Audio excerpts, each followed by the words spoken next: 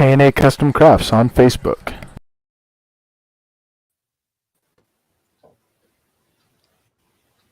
All righty. Welcome to the Bo and Joe Show. As you can see, our quarterback, TB12, Joe is running a little behind, but we're going to hold the fort down. So we will roll her in. Is that the right word? That can be the right word. We will help me out, Ferris. What will we do? She will pop on the screen when she's ready. We'll make a smooth transition and bring her in. Smooth transition. There we That's go. what we'll do. There we go. There's so much on my mind. How you doing, bro? I'm doing great, man. Excited. Big week after a big weekend. You know, this is the best time of year. We talk Super Bowl, we talk World Series, we talk NBA Finals, we talk college football playoff. But it may just be different for us, Bo, because we went to a school where we went to a basketball school, a school where in our first year we won the national championship, kind of everything that goes with it. And, you know, our program has just grown leaps and bounds since Jay Wright got there. But, you know, after this past 2 weeks and heading into the final weekend, every year, I think it's just solidified that this is just the best week, best 2 weeks, best championship process in all of sports, in my book. There's just nothing better than it. Well, I got to pull my light closer because my lighting is terrible. Excuse me, audience. You know, this is when you're on this working with the budget that we have as a new podcast program. We do our own lighting. First of all, I don't want to disagree with you. I was going to say, be nice. Let's not be too cocky because we're in the Final Four. There are a lot of teams out there. No, it has nothing about that. It's nothing about that for me. I enjoy it every year, no matter who's in it. I know. Yeah. I just want to be mindful for our audience that we don't come across as too overexcited, but we are excited. And the only thing I'll say regarding that statement, when you say, you know, Jay Wright, we absolutely cannot forget as many times as I have admitted, and I don't think I've admitted it as much as I think I have, but I wrote about it in my book. I know Coach Mass was mad at me a few times, but we got to give Coach Mass the credit that he deserves. Oh, absolutely. Because he started it all, right? And absolutely. So we got to start with Coach Mass. For those of you who don't know, you got to read my book. Coach Mass was mad at me. It wasn't my fault, but he was mad at me. So it's been a good ride for us. It's good to be called a blue blood, isn't it? Isn't it good to be called a blue blood? And you know what? It's there are a whole lot of tournament storylines going into this weekend.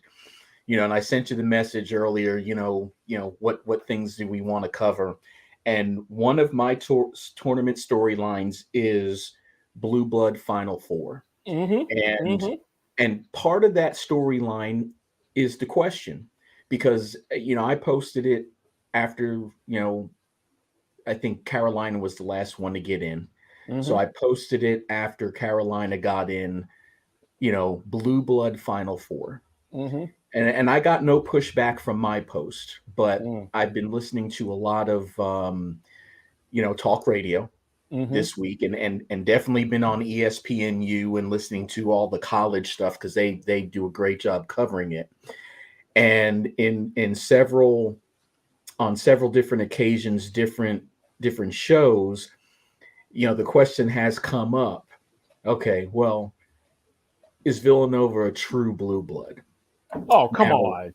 People well, are people yeah. actually having Oh, that conversation? absolutely. You know they are, because and here's why. Because obviously the true blue bloods are, and the blue blood of all blue bloods is UCLA, obviously, with all Correct. of the championships that Correct. Wooden won, Correct. etc. Carolina behind them with Dean Smith and everything that, and all the championships that they won, and Mm-hmm. Krzyzewski at Duke with everything Mm-hmm. they've done. Mm-hmm. So you start to get into the other blue bloods, and Kentucky is one of the blue bloods. Mm-hmm. Mm-hmm. Um, And you don't start to talk about and the don't forget other ones, and don't forget about Connecticut for women well, for the yeah, winning, I'm right? just, yeah, no, that, But well, you're I sticking to the mean, men's. That's fine. Yep. if you're talking, yeah, I'm sticking to the men, but if you're talking blue bloods in women's college basketball, there's only two, and that's Tennessee and Connecticut, in my book. And then you can discuss the others if you want to. UCLA would be in Um, that. UCLA would be in that conversation as well. I think for okay, women, okay. but I don't want to distract you. Go ahead. So UCLA, Carolina, Duke, Kentucky, and then Kansas is considered one. Mm-hmm. Now, obviously, Kansas just this past weekend with their Mm-hmm. win and UCLA's loss, Mm-hmm. they are now the winningest men's college basketball program with 2,200 some wins. Mm-hmm. With that said, we have as many national championships as Kansas does. Oh no, no question, no You know what question. I mean? So Mm-hmm. so we talk Yeah. about blue blood, we talk about wins, we talk about tradition, history, and obviously Kansas has won a lot of basketball games. Mm-hmm. But Kansas also started playing a A couple long time decades ago. before we did.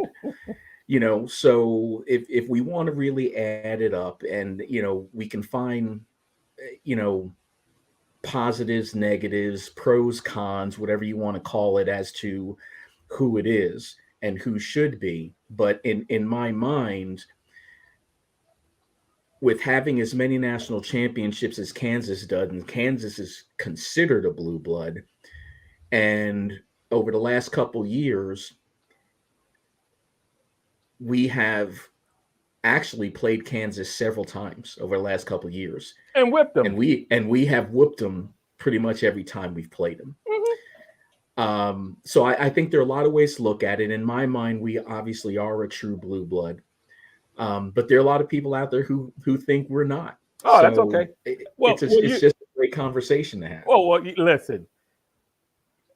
I was having a conversation today with a young lady from Notre Dame, and when you mention Notre Dame, you're gonna get folks who dislike Notre Dame, right? HATE, right? Yeah. HATERS, right? The in front of it.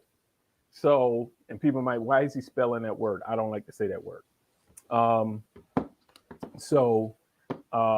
It's the same thing. When you mention Notre Dame, you're going to get people that are emotionally,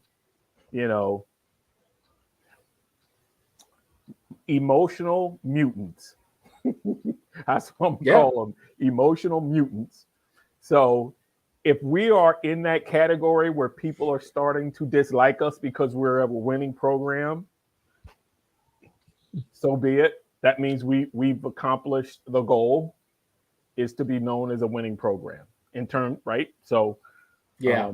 I don't know what I have liked our football program to be the same thing. Unfortunately, that's not the way the ball bounces. The university made the decision basketball was going to be the number one sport and football was going to take a back seat.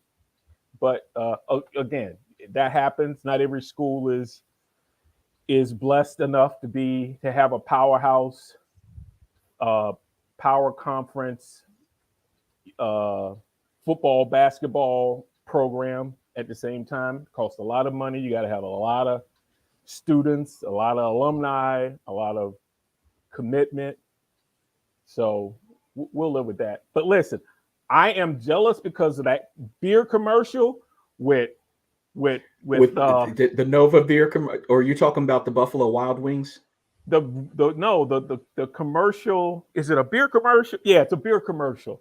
It's with that dude Snoop Dogg, and Oh yeah.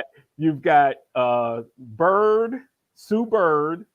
They're talking about Blue Bloods. Sue Bird, Christian Oh Laettner, yeah. Okay.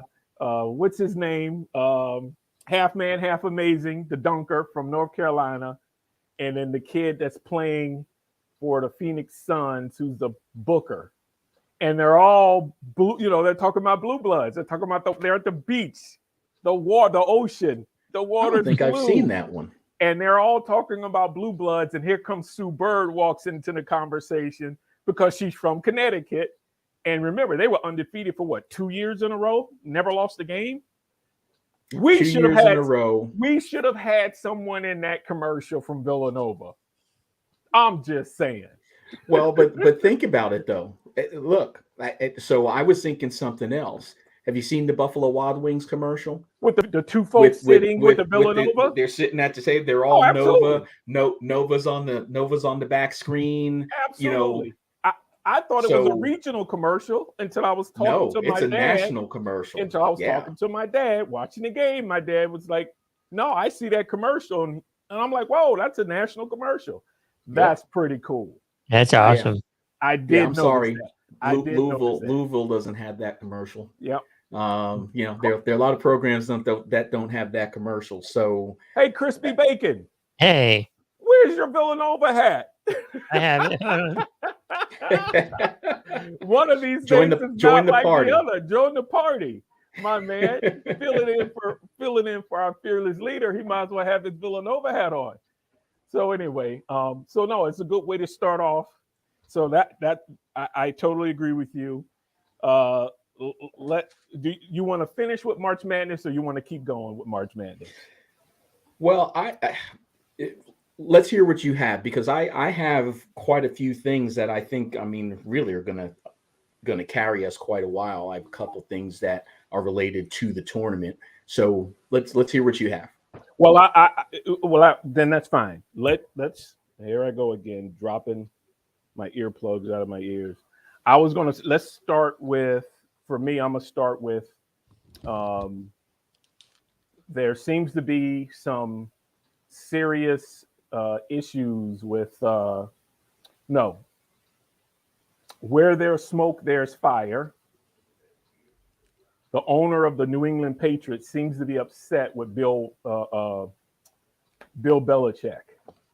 I think there's a little chink, a little crack in the armor. He's expressing it to the media, or someone dug it up, that he's unhappy with the New England Patriots and where they've finished the season in the past 2 to 3 seasons. And I'm sitting there going, hold on, Mr. Owner, get off that man's back, because he's accomplished some things. He's made your organization the winningest organization since he's been there. Don't create that rift, because if he leaves, you're gonna have 10 to 20 years of problems, right? Mm-hmm. So you better have some respect for Bill Belichick. Don't do it.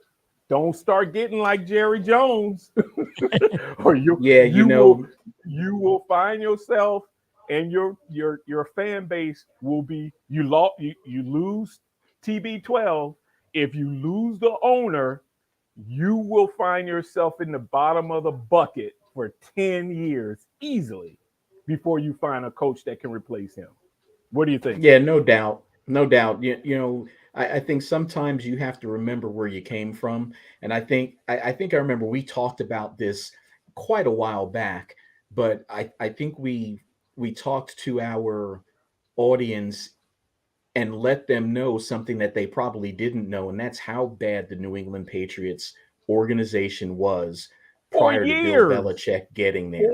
They were the dumpster fire of the NFL when we were kids, and through our teenage years, it was a dumpster fire. So, sometimes I think they get a little spoiled They forget where their bread is buttered Mm-hmm.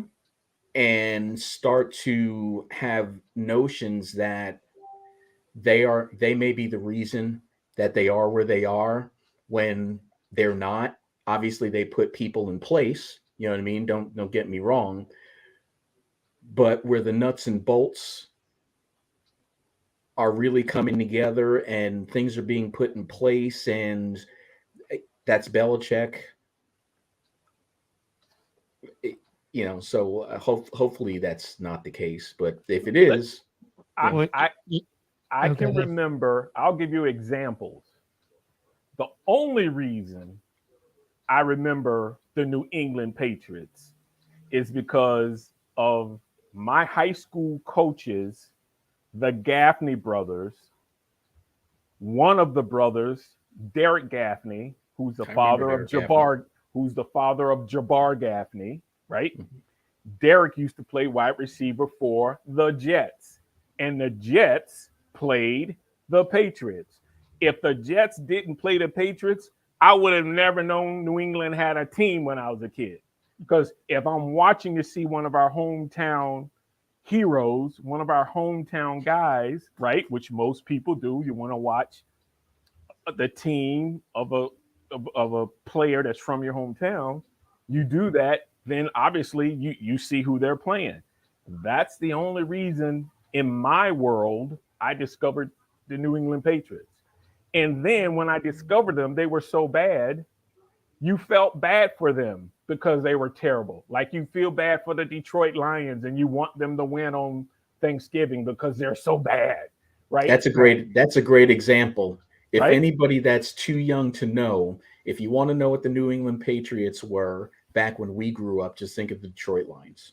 Oh my God. Well, didn't So they went to one Super Bowl before Brady? I know they went one or two, Yeah. I should say, two without Brady. They went to two Super Bowls. yeah, but if what years were they? If you can look those I know, up. like 96. Oh Like yeah, that. I know the 90s. I And then I think in the 80s they went too. They I Well, faced think there then the was Bears. one in the eight. you're talking about what was his name? The coach who used to coach the New York Giants, Parcells? Well, Bill Parcells didn't Parcells. take him. He didn't take them to the No, playoffs he No, wasn't they there said he long did. enough. before They Was it Belichick. went to the Parcells that Super took? Bowl. Oh, Check yes, it was Parcells. check it. Yeah. You're Check right. check this. Yeah. Come on now, you guys got the computer. Check it. I think Bill Belichick being a Bill. What's his name? Parcells.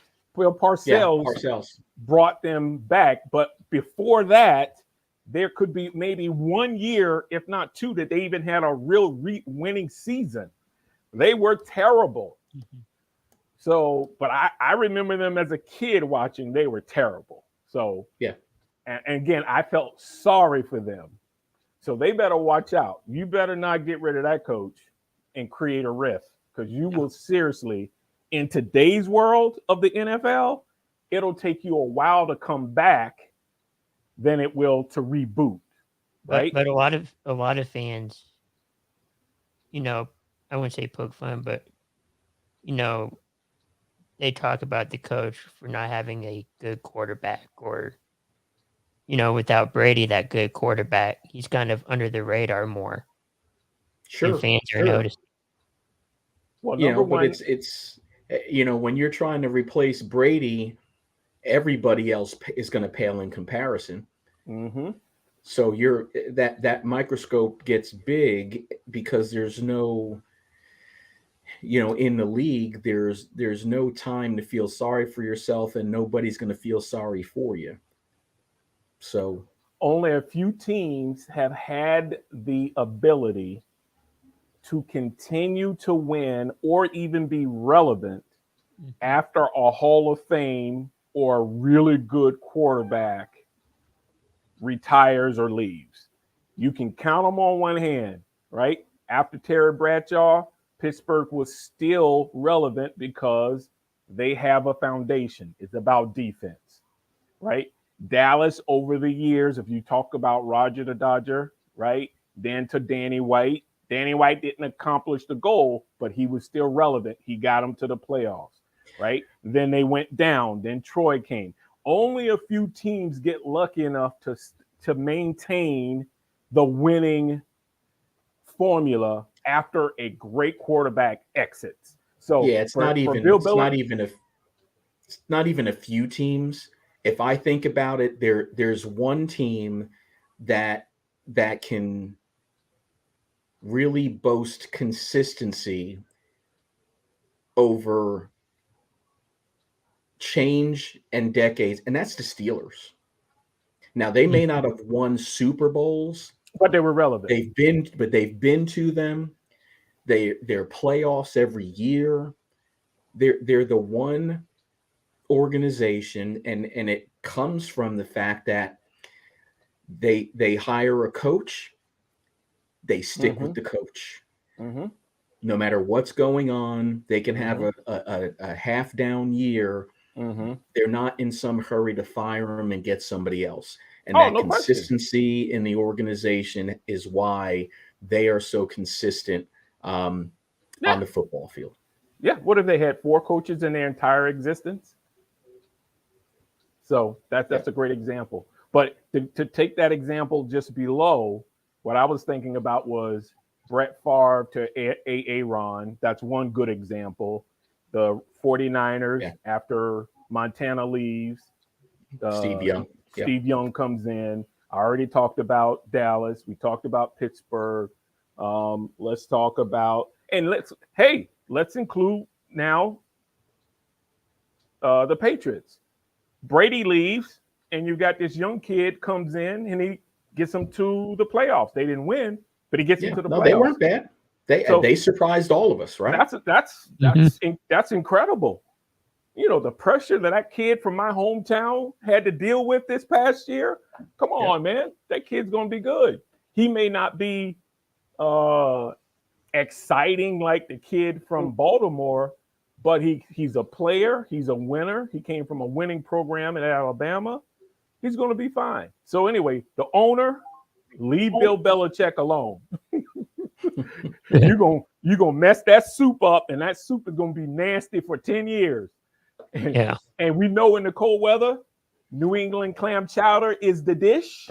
Don't mess that New England clam chowder up. Don't mess it up. So anyway, that's the point I wanted to make. Let's move over to the Lakers.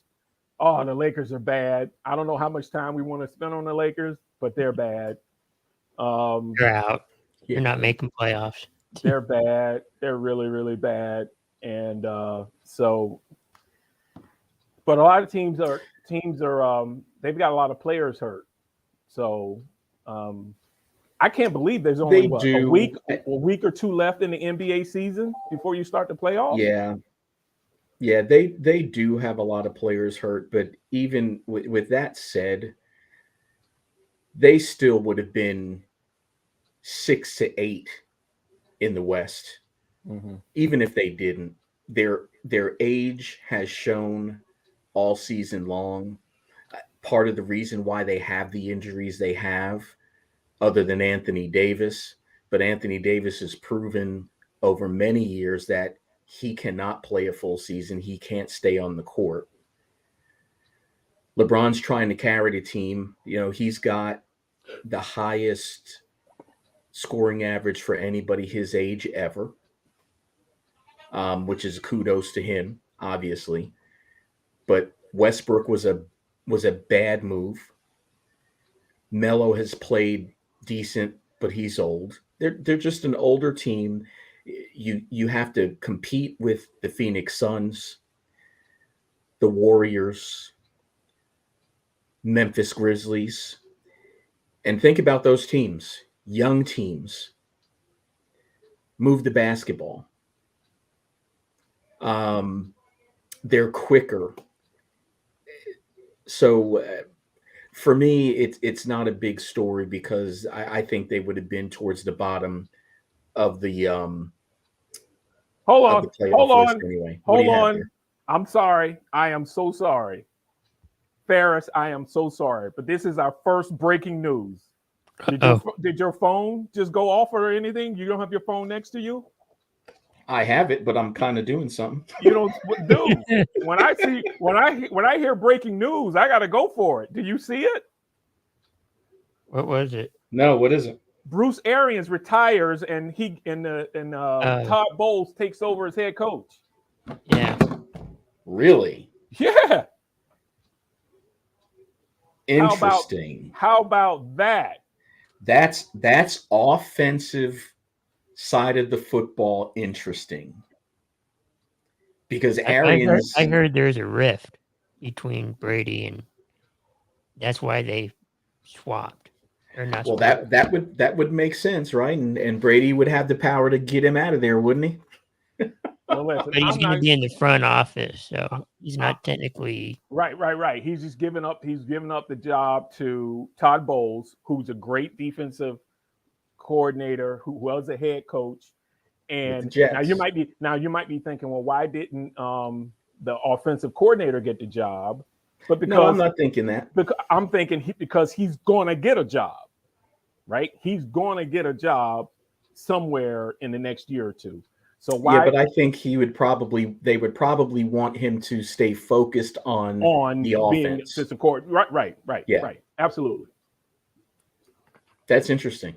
That is very interesting, and I like that. So now we're elevated. So now that makes it 6 or 7 coaches of color now.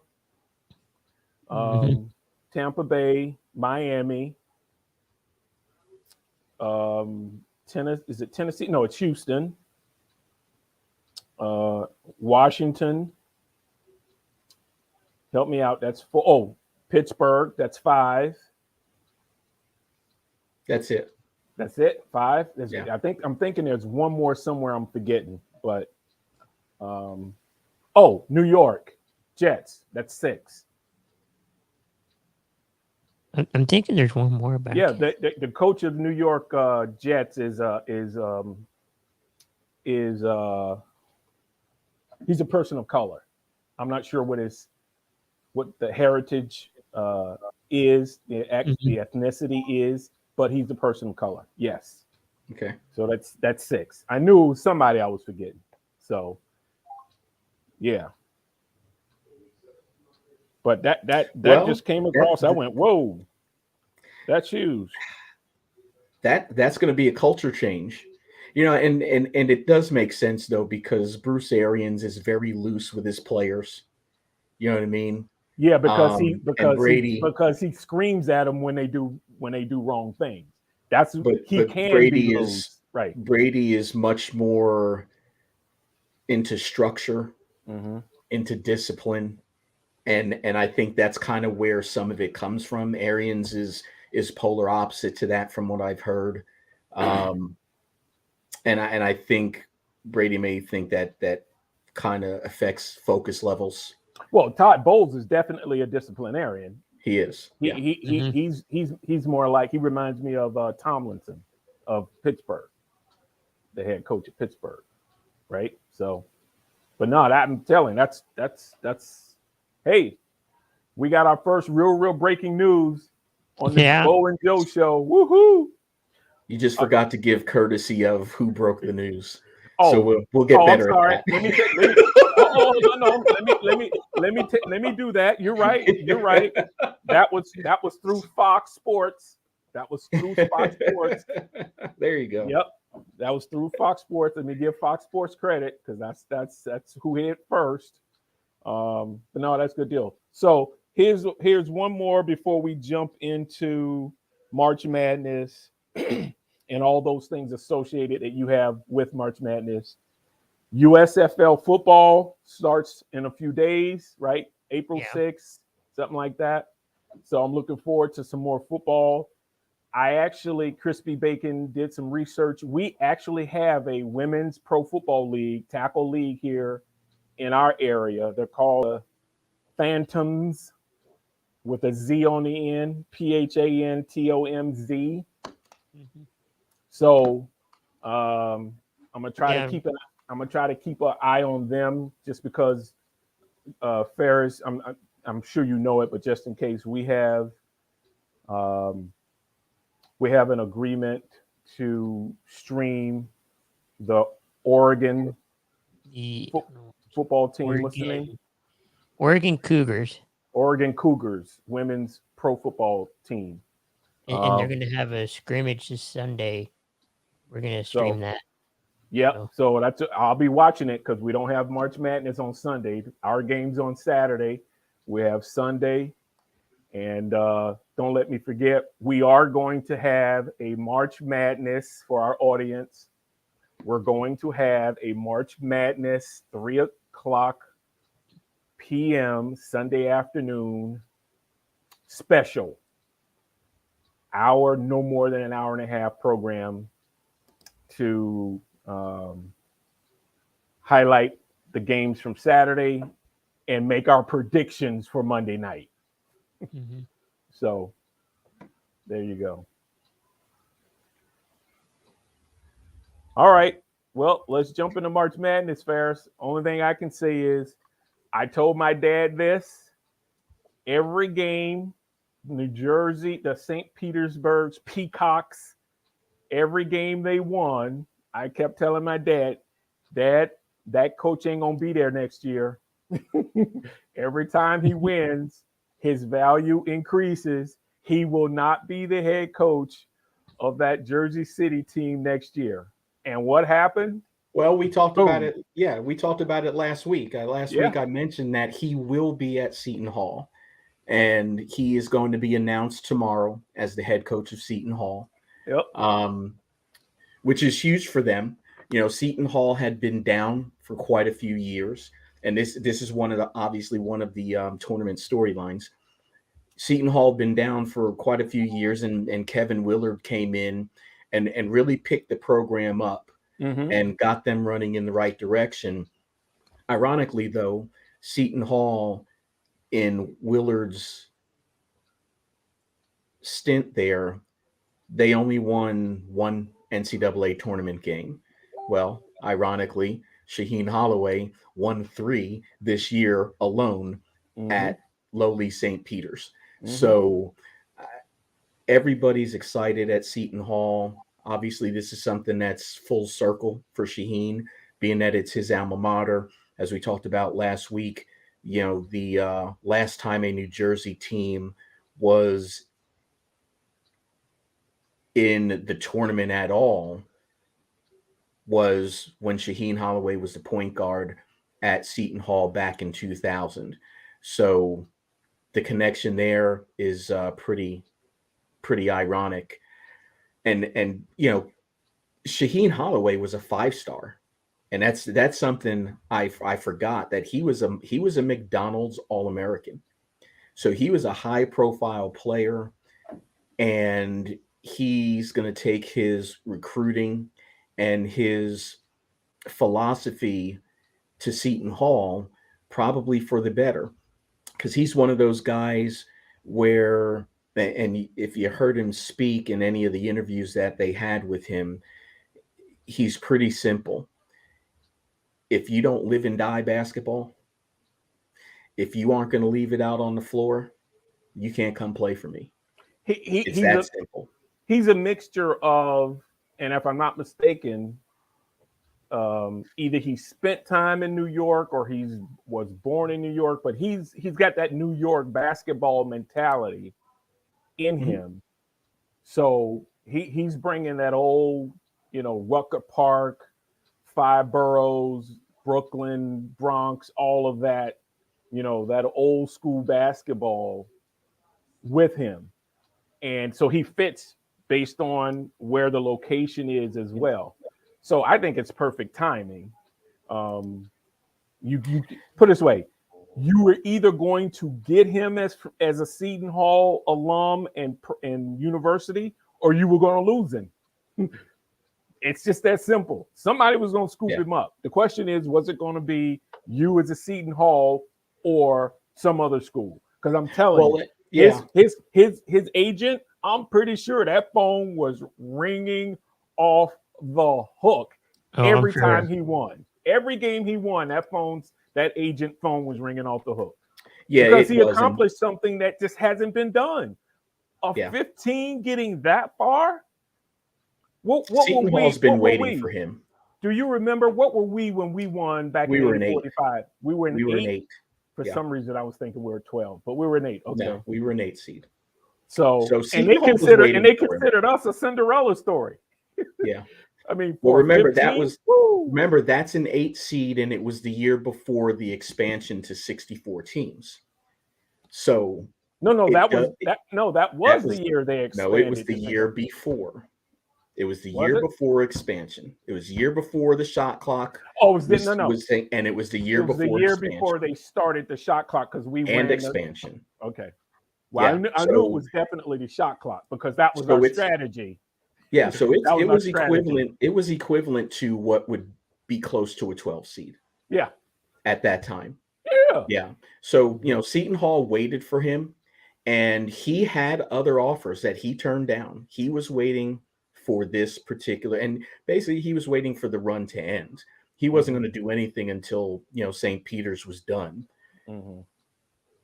and he did have other offers. I don't know exactly who the offers were from, but he Mhm. did have other offers, and he's going back to his alma mater. So that's just a great story. It is a great story until you start losing.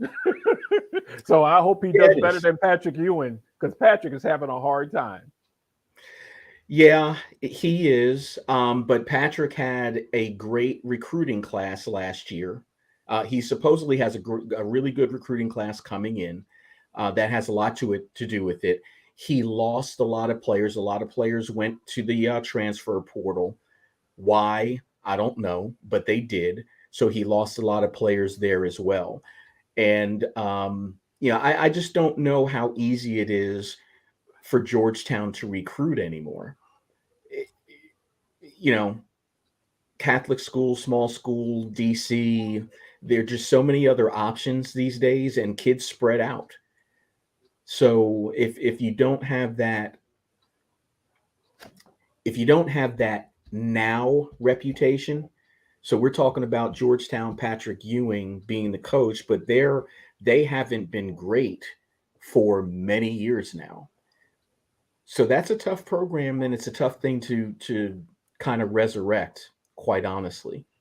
And it's going to be the same thing for Shaheen Holloway. The question is going to be, can he get kids in Jersey to stay home? Absolutely. Can he get kids from New York?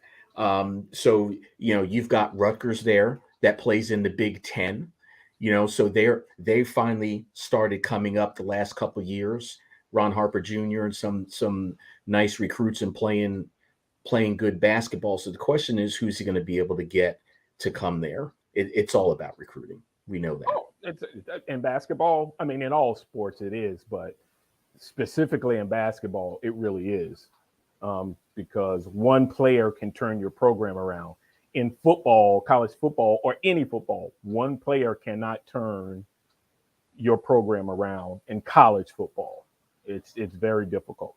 You need more than one player in college football. In the pros, you have to have a solid team and a great quarterback or a decent quarterback, right? So Right. on the pro level, it's a different conversation. But I'm happy for him. I saw it coming in terms of every time he won, I said, "Oh, there he goes. His phone is ringing off the hook. Good for him." Because Yeah. can you imagine the pay increase he just got? Yeah, well, I guess we'll find out tomorrow because I didn't see anything. I was looking Yeah. for it. I didn't see anything, so I guess we'll find out what that'll be. But yeah, no doubt. Well, And as it'll much be as- about the system he puts in. I think we always go back to Nova, but I think Jay Wright and what he does at Villanova is a great example. Do we get 5 stars? Every now and then, but you got to be able to coach. most of the players that he gets are players that he knows will fit what he wants to do. They're coachable. And right, they're coachable, and they have great character, and they fit what he wants to do, and they buy in. And that's the other thing, is they buy in. So it's going to be a question of what his system is. Can he get the kids that fit what it is that he wants to do, like mindset, buy in, and see if he can create the culture that he wants to create there. Well, the only one, let me push back just a little itty bitty bit. The only one didn't want to buy in is Kyle Lowry, and we know why he didn't, because he was awesome. He was awesome. And he went on to do coach, his thing. Coach said, "All right, go ahead, do your thing, son," and he did. So again, that's just a little inside scoop, because I know that. Look, I'm sure you know. You have to know tell it for me, a fact. Yeah, because I mean, you could see it on the court. Oh, he was absolutely incredible. I told the story before. I don't need to share it again. But Kyle was like, "No, I'm from Philly. I'm a Bulldog. Let me in the game. Give me the ball, because I don't like losing." And boom, season turned around. Yeah, as a freshman, coming off knee surgery and knee injury. Yeah, he was incredible. Oh, absolutely. And to have the career that he's had, oh, what a great move. And you know who recruited him? Easy Ed. Yeah, Easy Ed recruited him.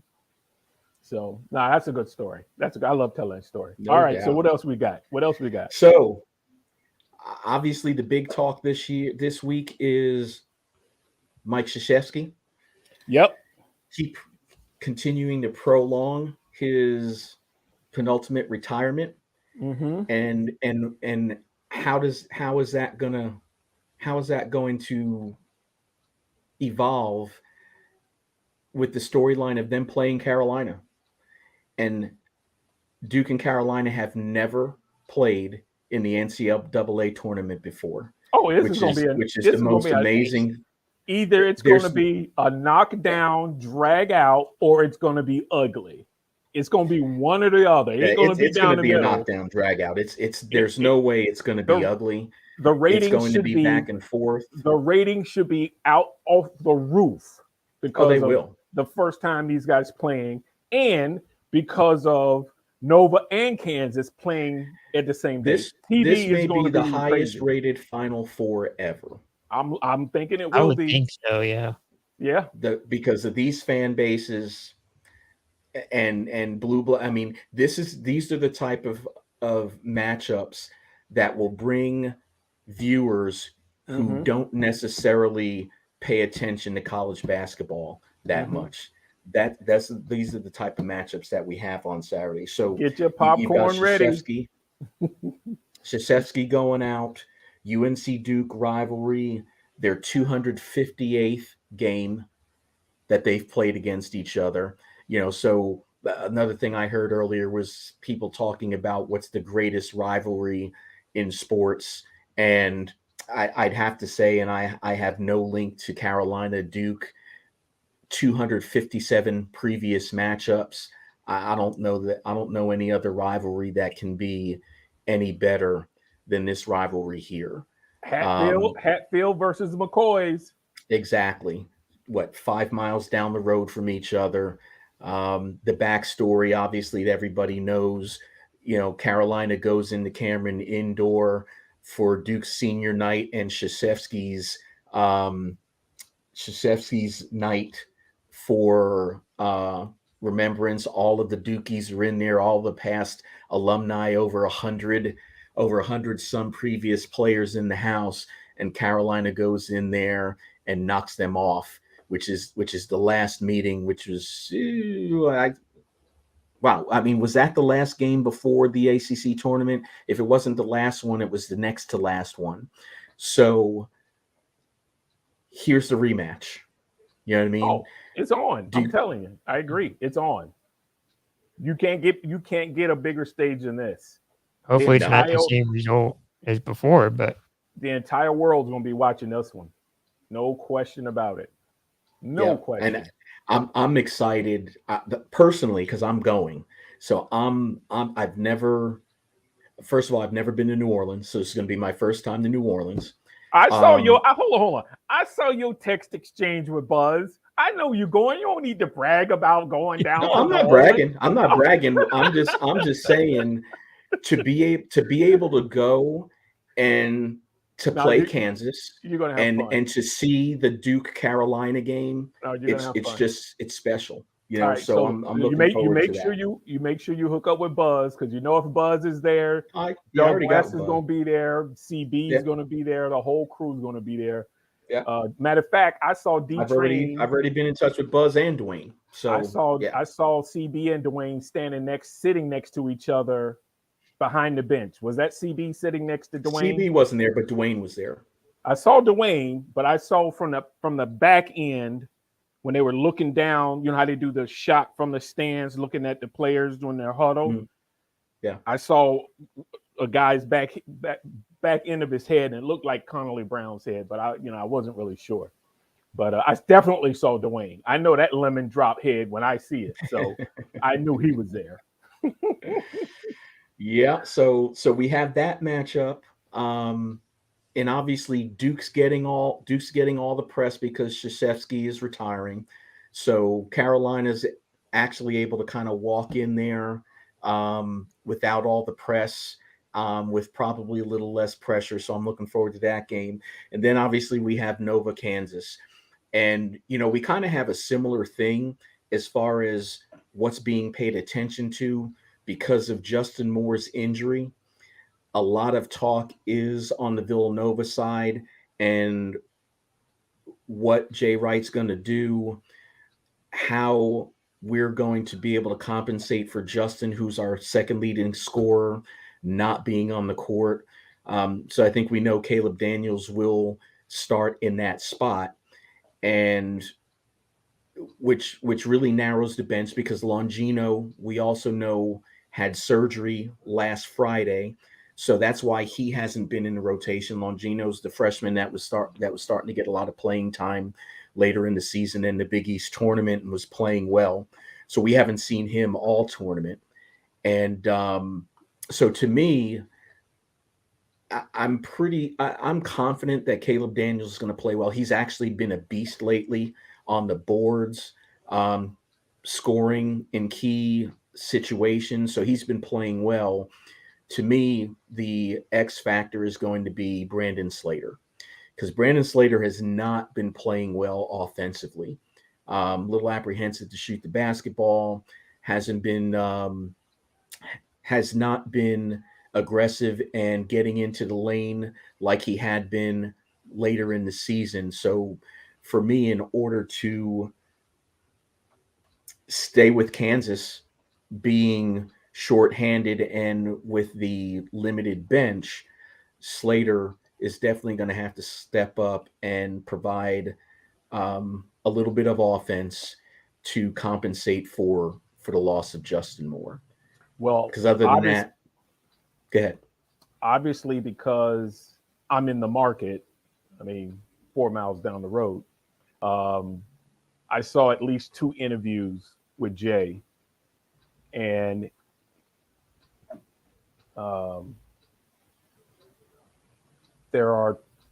he's putting 2 new guys in the rotation because he has to. Yeah, probably right? Patterson, probably Trey Patterson, and Antoine's going to be one of them.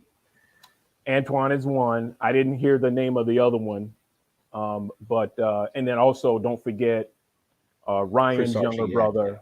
Yeah, don't forget him. Yep. So he if anybody can put something together, it's Jay, because the team knows how to play basketball. But if we can get past Kansas, I have a feeling Duke and North Carolina are going to beat each other up so much. And I'm using a football term, beat each other up, meaning they're going to expel so much energy. Yeah. That we could, if we can get past Kansas, that sets us up perfectly to go up against the winner of the Duke NC game. We just got to get past Kansas. I don't disagree with that at all. For me, and obviously because we watch them all the time. So obviously we have a different perspective of what the possibilities are, even though Justin Moore is out. Can those perspectives be a little bit tainted? Sure, they can be. But the way we play defense, as connected as we are defensively, and as good as we are at forcing other teams to play at our pace, and obviously Justin Moore not being there can impact that, but I think even though he's not there, we are still capable of doing that. Yeah, it's about coaching. This is where coaching comes into play. This is where you earn your money as a coach. And if you have players and you have taught your players the fundamentals and how to play basketball, and we all know that just because our coach is GQJ, right, and the announcers love him because he's cool, he's cool J. The guy teaches basketball. Our guys shoot free throws. We're the best free throw shooting school, in I guess in history at 82 or 83%. 82.6. They know they have the fundamentals. They know how to play basketball, right? Matter of fact, I was talking to my dad, talking about one of the guys was talking about how our players can pump fake and get guys off their feet, right? Getting a guy to get off his feet is important because then you can do a lot of things when a guy's off his feet. Yep. How many guys in college do you see pump fake and get guys off their feet? Our team does it. And not just one guy. They all know how to play fundamental basketball. So those little things count when you're outsized, right? How big is Dixon? 6'6"? 6'7", 6'8". I think he's 6'8". He's 6'8", and I think Slater's 6'7". Right, and we're still not the tallest team whenever we walk on the court by a long shot, right? So you got to be able to play basketball, and we do. So that's what's great. We know how to play basketball, and that's what helps. That's what keeps you in the game. Those free throws, people don't understand. Free throws are free. That's free. Yeah. Free throws. Free. Don't turn the ball over. Right? It's free. We all like free, right? Yeah. We all like free. Yeah. Yeah. Free throw shooting. Don't turn the ball over. Very disciplined. So we'll see. We'll see what happens. I expect it still to be a really good game. Hopefully it doesn't turn into something else because quite honestly, I've watched, I always pay attention to Kansas because Kansas is one of those programs. They're always ranked highly, but Kansas has disappointed year after year after year with some really great teams. My opinion of this team may not be the most talented team that Kansas has had over the last few years, but this team plays together better than any of the Kansas teams of previous years. And that's why they are where they are right now. And they do have a lot of talent, but they play well together. So it's going to be a very, very tough task. Well, I don't like beating coaches up, and this is not a homie pick, but Jay Wright's a better coach than Bill Self, period, in my opinion. So, well, look, I mean, let's be honest. I mean, conversation comes up. Krzyzewski's about to retire. Who's the best coach in college basketball? In the past 5 years, Jay Wright. In the past 5 years, Jay Wright. Jay Wright, absolutely, no question about it. Yep. So, all right. Well, let's get ready to wrap this up. Right, we got 5 minutes left. I guess you want me to do what I said I normally do. I normally don't pick until the Final Four. It's pretty obvious. All right. I'm going to root for Villanova. And out of the other blue and white teams, how about that for a coincidence, right? All the teams. Blue bloods, all blue. Yep. All the colors, right? All blue, just different shades. Just different shades, right? How about that? I got to go North Carolina. I can't root for Duke. Can't do it. Carolina to win it all? Again, if they beat each other up, we can sneak in the back door, right? If they really go at it as if they should and get emotionally spent, that helps us because physically you can kind of recover, but emotionally it takes a couple of days. So if they can really have that emotional game, whoever comes out of that, and again, I'm going to say North Carolina, we can beat North Carolina. We've done it before. So, but Who you I got, think Crispy Bacon? Who do you think? I'm going Villanova, North Carolina. Are you nice? Yeah. Okay. And you didn't have to do That's it good. because you got a Villanova hat on. You Yeah. didn't have to do it. That's Nah. okay. We know you. We didn't twist your arm. We didn't write a check. It's all good. Hey, how many people are checking out our program? Did anybody check out our program tonight? I know we didn't have our fearless Justin, leader.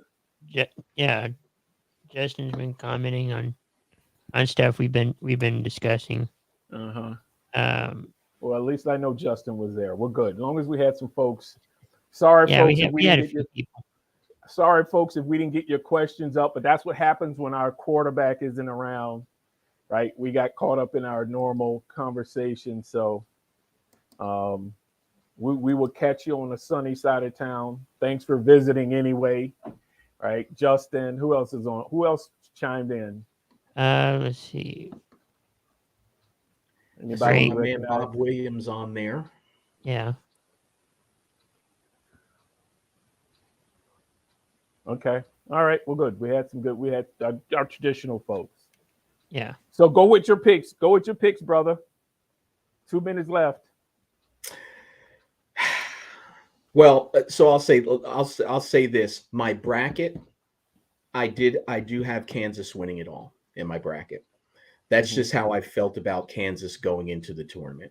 How many teams on your bracket do you actually have correct? Kansas is the only one I have left. So they're the only one I have left in the Final Four. Gotcha. Well, actually, no. Kansas and Villanova. I had both of them, but I had Kansas beating us to go to the championship game. Gotcha. To me, it's not simple. I think Duke is playing for more now.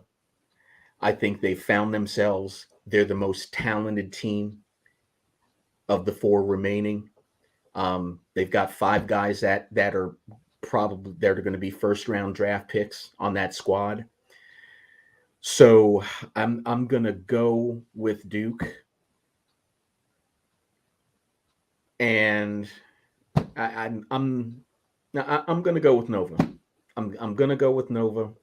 I think that we just how we've been playing, how we've been dictating pace of the game, how we've been connected defensively, how we've been really smothering our opponents defensively. I'm gonna go with Nova and a Duke Nova final. Well, if you remember our freshman year during the March Madness tournament, the first game of the tournament, we almost lost to who? You remember? Dayton. Yep, I do know. And then after we went, whew, we started playing teams that people didn't think we could beat, and we started winning. Remember? Yep. But Michigan, then you remember Maryland, Carolina. But do you remember what happened? The story within the story. Dwight Wilbur wasn't playing well, and that's when Harold Jensen came in after that third game and started to establish himself. Yep. We need somebody to step up like Harold Jensen and establish themselves, make a name for themselves, because nowadays, if you can make a name for yourself, there's real true money in it for you with the NIL deals, right? So that's what we need. We need a Harold Jensen. We need somebody to come, either one of the starters or somebody to come off the bench and make a name for themselves. Because if that can happen, that'll be awesome. Brandon Slater needs to step up offensively. That's my view. I'm sticking to it. All right. And I think he will. Great show. Thanks, Crispy Bacon. We appreciate it. Sorry, everybody. We missed our fearless leader, Joanne of the Bo and Joe show, but I hope she's doing fine. I hope everything worked out for her. I think she is. She'll be fine. And we'll give her we'll shoot zingers at her on Sunday. But we'll check out our social media pages to let you know we're going to promote the Sunday 3 p.m. Final Four special podcast show that we're going to have. So we'll get the promos out there for you as soon as possible. Right, Chris? Right. All righty. Yep. It's easy for me. Woo-hoo-hoo. Yeah. All righty. Take it home.